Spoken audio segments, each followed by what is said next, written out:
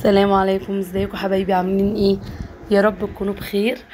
النهارده هنعمل مع بعض فول مدمس. عارفين بقى الفول المدمس الجميل اللي احنا بنروح نشتريه كده في الفطار كده من المطاعم؟ لا، احنا هنعمله بالبيت بطريقه انضف واحسن واضمن كتير من بره.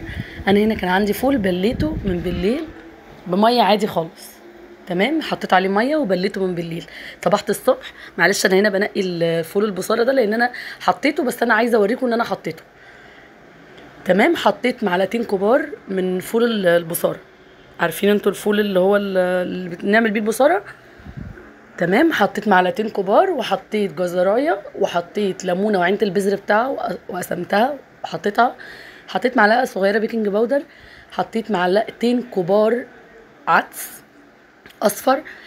تمام، حطيت نص معلقه بابريكا وربع معلقه يا اما زعفران بودر زي ما انا حطيت كده، يا اما كركم. انا مش بحب الكركم لان الكركم بيعمل يعني بيدي ريحه، مع ان هو مفيد جدا صحيا، لكن يعني بيخلي في ريحه كده في الفول مختلفه، ما بيبقاش فول.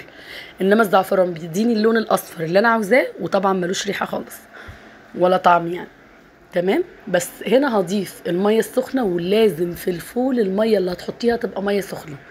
انا طبعا بليته من بالليل وبعدين صبحت صفيت وحطيت كل المكونات بتاعتنا، وبعدين حطيت الميه بتغلي من الكتل على الفول وقفلت عليه الحله وحطيته على البوتاجاز. حله يا شيف نوره؟ حله. انا ما كانش عندي الدماسه، عملته في الحله عادي جدا، وبعمله كل 3 4 ايام باستمرار في بيتي في الحله، لان الفول اللي بيتعمل في البيت احلى كتير من الفول اللي بنجيبه من بره.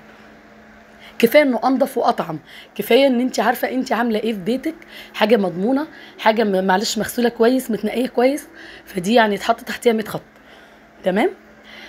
بس هكتم عليه الغطا واحطه على نار. النار مش هتبقى عاليه، النار هتبقى شمعه، عارفين اصغر عين في البوتاجاز، وهنوطيها وهنكتم الغطا بتاع الحله كويس جدا، او نقفل بفويل ونحط الغطا فوق الفويل.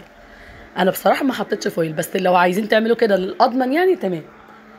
خلاص كده. وطبعا كل ربع ساعه هروح معريه الغطا وهروح مزوده ميه بتغلي. اهم حاجه الميه اللي هزودها تكون بتغلي. بصوا الفول بتاعنا عامل ازاي، عشان انا بلاه من بالليل، ما خدش وقت معايا في السوا اكتر من ساعه الا ربع تقريبا. الفول خطير يا جماعه. بصوا، انا عايزاكم تتاملوا من شكل الفول وحبايه الفول اللي تفتح النفس. والله لو الفول المعلب اللي بنجيبه ده يمكن احلى واطعم، ما فيهوش مواد حافظه، ما فيهوش اي حاجه. شايفين؟ بصوا قلب حبايه الفول، تحس ان انت ماسكه حته سمنه في ايديكي من نعومه حبايه الفول. بجد طعمه خطير، هيعجبكم. الفول معايا اهو مش اسود.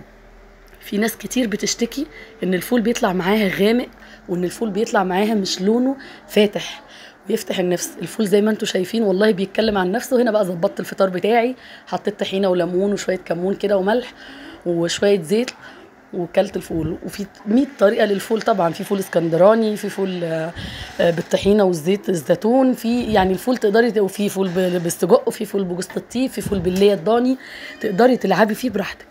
ان شاء الله يعجبكم، واشوفكم باذن الله في فيديو جديد. باي باي.